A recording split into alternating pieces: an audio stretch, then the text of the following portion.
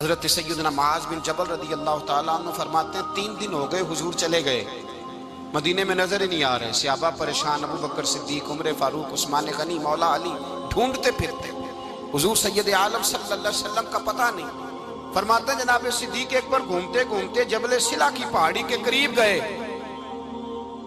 एक चरवाहा बकरियां चरा रहा था, उससे पूछा तुमने मेरे महबूब को तो नहीं देखा?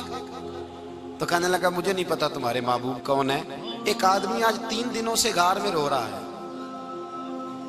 इतनी शिद्दत के साथ रोता है कि मेरी बकरियां जाके गार के सामने बैठ जाती हैं और बकरियां भी रोती हैं। मैं बड़ा खींचता हूं पर लौटती नहीं, रात को घर लेके जाता हूं तो जाती नहीं, सवेरे बाड़े से निकालता हूं तो दौड़ी हुई आती है, फूट फूट के रोती हैं। लेकिन हाल यह है कि दूध पहले से भी ज्यादा देती है। हजरत अबू बकर सिद्दीक कहने लगे यही तो मेरे रसूल पाक अलैहिस्सलातु वस्सलाम के नबी होने की अलामत।